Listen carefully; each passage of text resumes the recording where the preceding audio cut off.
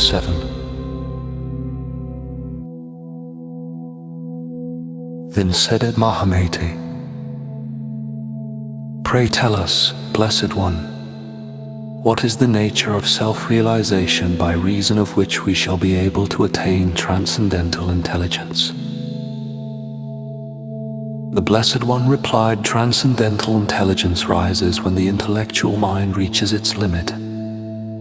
If things are to be realized in their true and essence nature, its processes of mentation, which are based on particularized ideas, discriminations and judgments, must be transcended by an appeal to some higher faculty of cognition. If there be such a higher faculty, there is such a faculty in the intuitive mind, which, as we have seen, is the link between the intellectual mind and universal mind. While it is not an individualized organ like the intellectual mind, it has that which is much better: direct dependence upon universal mind, while intuition does not give information that can be analyzed and discriminated. It gives that which is far superior: self-realization through identification.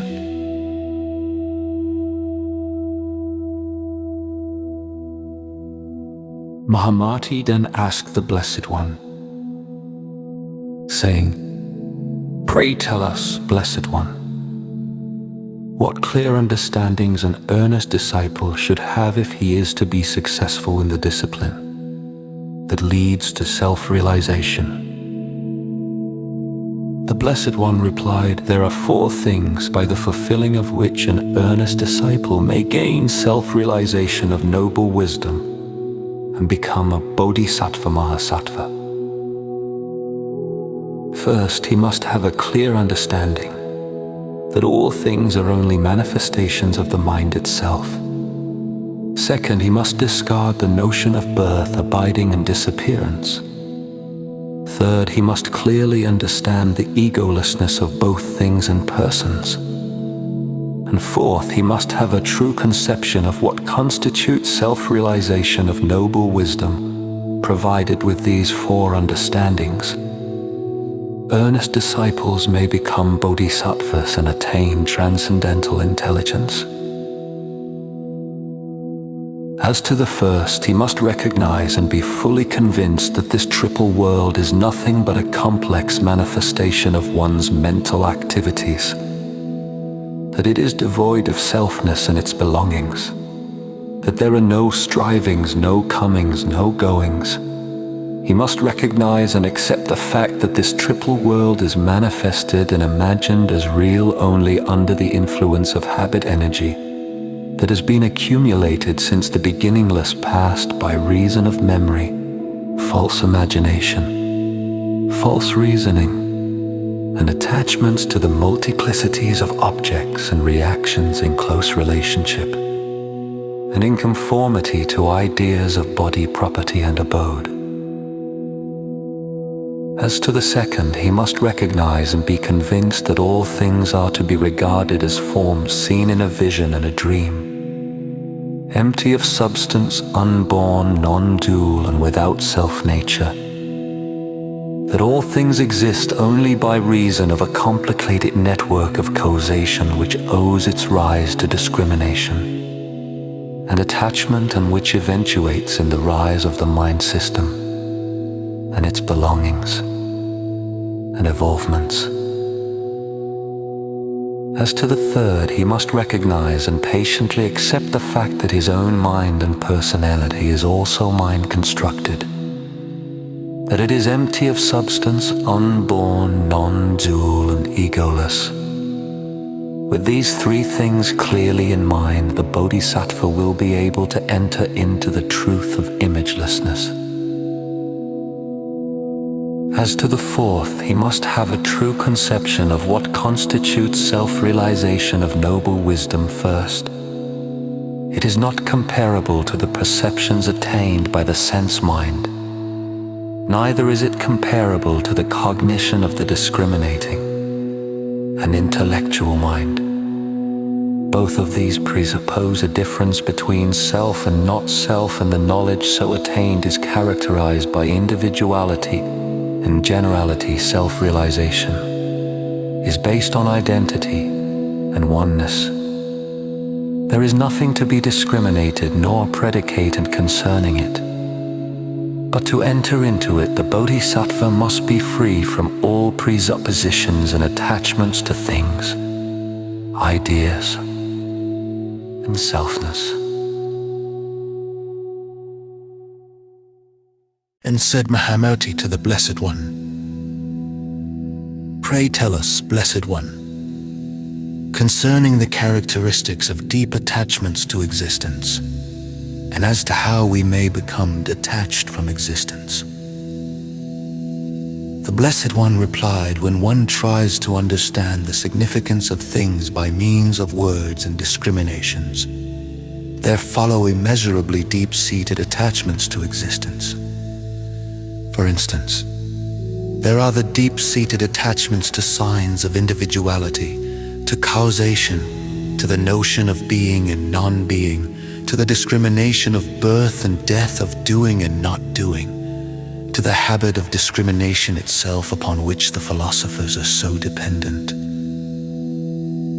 There are three attachments that are especially deep-seated in the minds of all: greed, anger, and infatuation, which are based on lust, fear, and pride. Back of these lies discrimination and desire, which is procreative and is accompanied with excitement and avariciousness and love of comfort and desire for eternal life. And following is a succession of rebirths on the 5 paths of existence and a continuation of attachments. But if these attachments are broken off, no signs of attachment nor of detachment will remain, because they are based on things that are non-existent. When this truth is clearly understood, the net of attachment is cleared away. But depending upon and attaching itself to the triple combination, which works in unison, there is the rising and the continuation of the mind system incessantly functioning. And because of it, there is the deeply felt and continuous assertion of the will to live. When the triple combination that causes the functioning of the mind system ceases to exist, there is the triple emancipation, and there is no further rising of any combination. When the existence and the non-existence of the external world are recognized as rising from the mind itself, then the bodhisattva is prepared to enter into the state of imagelessness, and therein to see into the emptiness which characterizes all discrimination and all the deep-seated attachments resulting therefrom.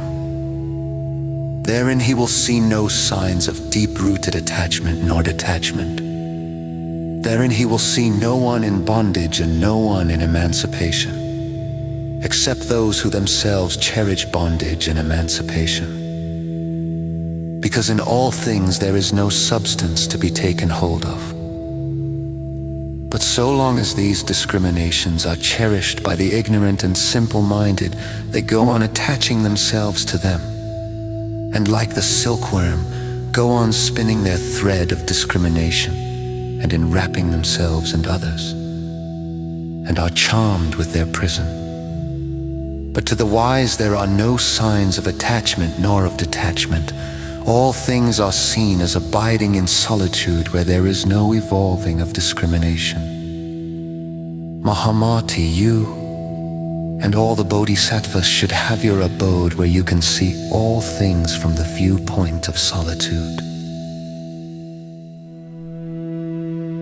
Mahamati, when you and other bodhisattvas understand well the distinction between attachment and detachment, you will be in possession of skillful means for avoiding becoming attached to words, according to which one proceeds to grasp meanings. Free from the domination of words, you will be able to establish yourselves where there will be a turning about in the deepest seat of consciousness, by means of which you will attain self-realization of noble wisdom, and be able to enter into all the Buddha lands and assemblies. There you will be stamped with the stamp of the power self-command, the psychic faculties, and will be endowed with the wisdom and the power of the 10 inexhaustible vows, and will become radiant with the variegated rays of the transformation bodies. There with you will shine without effort like the moon, the sun, the magic wishing jewel, and at every stage will view things as being of perfect oneness with yourself, uncontaminated by any self-consciousness. Seeing that all things are like a dream, you will be able to enter into the stage of the Tathagatas and be able to deliver discourses on the Dharma to the world of beings in accordance with their needs, and be able to free them from all dualistic notions and false discriminations. Mahamati, there are 2 ways of considering self-realization, namely, the teachings about it and the realization itself. The teachings is variously given in the 9 divisions of the doctrinal works, for the instructions of those who are inclined toward it, by making use of skillful means and expedients, are intended to awaken in all beings a true perception of the Dharma. The teachings are designed to keep one away from all the dualistic notions of being and non-being, and oneness and otherness. Realization itself is within the inner consciousness. It is an inner experience that has no connection with the lower mind system and its discriminations of words, ideas, and philosophical speculations. It shines out with its own clear light to reveal the error and foolishness of mind, constructed teachings, to render impotent evil influences from without, and to guide one unerringly to the realm of the good non-outflowings. Mahamati, when the earnest disciple and bodhisattva is provided with these requirements, the way is open to his perfect attainment of self-realization of noble wisdom, and to the full enjoyment of the fruits that arise therefrom.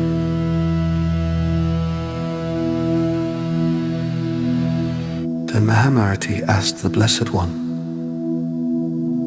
saying, "Pray tell us, Blessed One, about the one vehicle which the Blessed One has said characterizes the attainment of the inner self-realization of noble wisdom." The Blessed One replied, "In order to discard more easily discriminations and erroneous reasonings, the Bodhisattva should retire by himself to a quiet, secluded place where he may reflect within himself without relying on anyone else, and there let him exert himself to make successive advances along the stages. This solitude is the characteristic feature of the inner attainment of self-realization of noble wisdom. I call this the one vehicle, not because it is the one vehicle, but because it is only in solitude that one is able to recognize and realize the path of the one vehicle.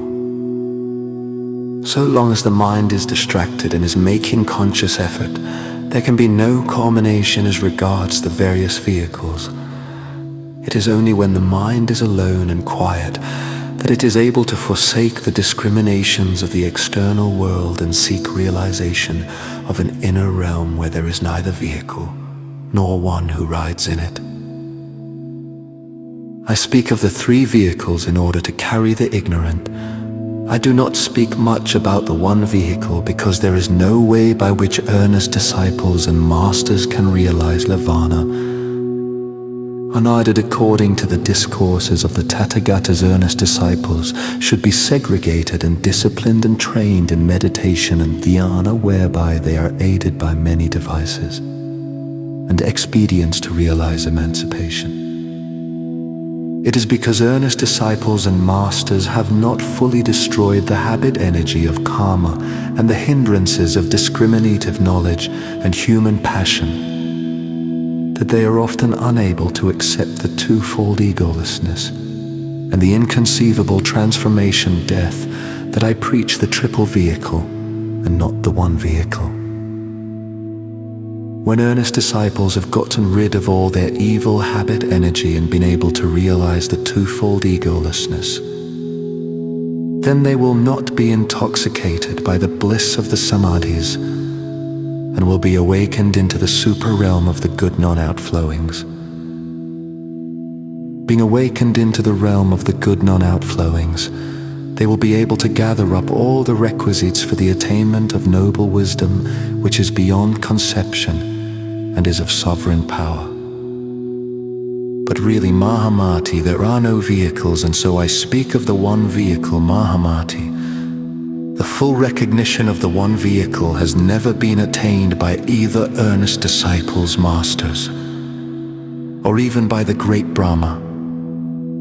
It has been attained only by the Tathagatas themselves. That is the reason that it is known as the one vehicle. I do not speak much about it, because there is no way by which earnest disciples can realize nirvana unaided. Then Mahamati asked the Blessed One, saying, "What are the steps that will lead an awakened disciple toward the self-realization of noble wisdom?" The Blessed One replied, "The beginning lies in the recognition that the external world is only a manifestation of the activities of the mind itself, and that the mind grasps it as an external world, simply because of its habit of discrimination and false reasoning. The disciple must get into the habit of looking at things truthfully. He must recognize the fact that the world has no self-nature, that it is unborn, that it is like a passing cloud, like an imaginary wheel made by a revolving firebrand, like the castle of the Gandharvas, like the moon reflected in the ocean, like a vision, a mirage, a dream. He must come to understand that mind in its essence nature has nothing to do with discrimination nor causation. He must not listen to discourses based on the imaginary terms of qualifications. He must understand that universal mind in its pure essence is a state of imagelessness, that it is only because of the accumulated defilements on its face that body, property, and abode appear to be its manifestations, that in its own pure nature it is unaffected and unaffecting by such changes as rising, abiding, and destruction. He must fully understand that all these things come with the awakening of the notion of an ego soul in its conscious mind. Therefore, Mahamati, let those disciples who wish to realize noble wisdom by following the Tathagata vehicle desist from all discrimination and erroneous reasoning about such notions as the elements that make up the aggregates of personality in its sense world, or about such ideas as causation, rising, abiding, and destruction, and exercise themselves in the discipline of dhyana that leads to the realization of noble wisdom. To practice dhyana, the earnest disciple should retire to a quiet and solitary place, remembering that lifelong habits of discriminated thinking cannot be broken off easily nor quickly. There are 4 kinds of concentrative meditation: the dhyana practiced by the ignorant, the dhyana devoted to the examination of meaning, the dhyana with suchness for its object, and the dhyana of the Tathagatas. The dhyana practiced by the ignorant is the one resorted to by those who are following the example of the disciples and masters, but who do not understand its purpose, and therefore it becomes still sitting with vacant minds. This egoless of self-dhyana is practiced by those who, despising the body, see it as a shadow and a skeleton full of suffering and impurity, and yet who cling to the notion of an ego, seek to attain emancipation by the mere cessation of thought. Form is not different than emptiness. The egoless of things dhyana devoted to the examination of meaning is the one practiced by those who, perceiving the untenability of such ideas as self, other, and both, who have passed beyond the twofold egolessness which are held by the philosophers, devote dhyana to an examination of the significance of egolessness of things and the differentiations of the bodhisattva stages. Emptiness is not different than form. The dhyana with tathata, or suchness, or oneness, or the divine name for its object is practiced by those earnest disciples and masters, but fully recognizing the illusory twofold egolessness and the imagelessness of tathata, cling to the notion of an ultimate tathata. Form is emptiness. The dhyana of the Tathagatas is the dhyana of those who are entering upon the stage of Tathagatahood, and who, abiding in the triple bliss which characterizes the self-realization of noble wisdom, are devoting themselves for the sake of all beings to the accomplishment of incomprehensible works for their emancipation. This is the pure dhyana of the Tathagatas, when all lesser things and ideas are transcended and forgotten, and there remains only a perfect state of imagelessness where Tathagata and Tathata are merged into perfect oneness. Then the Buddhas will come together from all their Buddha lands, and with shining hands resting on his forehead will welcome a new Tathagata. Emptiness is form.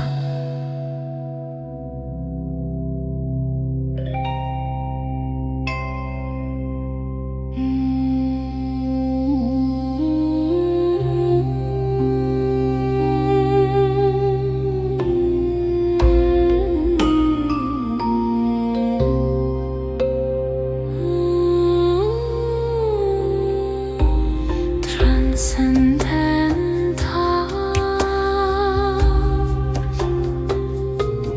Intelligence,